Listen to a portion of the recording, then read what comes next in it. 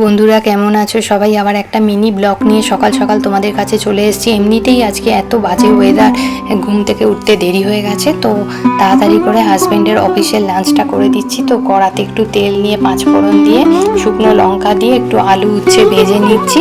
আলু উচ্ছে কিছুটা ভাজা হলে একটু চাপা দিয়ে দেবো, এরপর চাপা খুলেই জলেই সেদ্ধ হয়ে যাবে। এরপর আবার একটু ভালো করে নেড়ে ছেড়ে সামান্য একটু ভালো করে নাড়বো যতক্ষণ একটু ভাজা ভাজা হচ্ছে। এরপর একটু ঘি দিয়ে আমি একটু নাড়াচাড়া করে নামিয়ে দেবো, তাহলেই হয়ে গেল।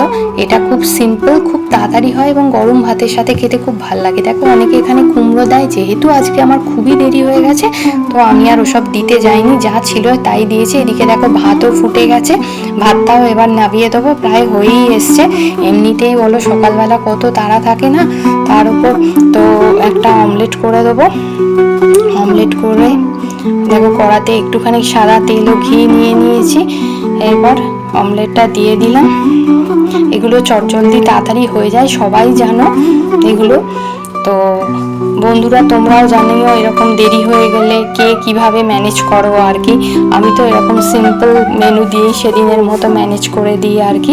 তাই একটুখানি অমলেটের ওপর মরিচ ছড়িয়ে দিলাম, এরপর ফোল্ড করে দিলাম। দেখো এখানে আমার অমলেটটাও তৈরি হয়ে গেল।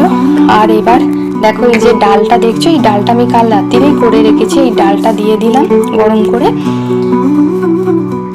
এরপর এটাই দেখো আলু উচ্ছে ভাজাটা দিয়ে দিয়েছি এখানে। এবার অমলেটটা দিয়ে দিলাম, এবার এটাতে ভাত দিয়ে দিলাম। সিম্পল লাঞ্চও মাঝে মাঝে খাওয়া দরকার, তাই না বলো? এখানে একটু টক দই দিয়ে দিলাম। টক দইটা হজমেও সাহায্য করে এবং ভালো, শরীরের জন্য ভালো। টক দই প্রত্যেক দিনই খাওয়া ভালো আমাদের।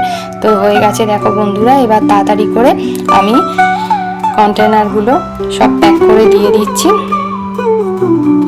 তো তোমরাও আমাকে জানিও এরকম তাড়াহুড়োর দিনে কে কিভাবে লাঞ্চ প্যাক করো। আমি তো যতটা পেরেছি সিম্পলভাবেই লাঞ্চ প্যাক করে দিয়েছি আর কি, যেরকম পেরেছি। তো হয়ে গেল লাঞ্চ, একটা বড় কাজ কমপ্লিট করলাম। তো আশা করছি ভালো লেগেছে, ভালো লাগলে একটা লাইক করে পাশে থেকো।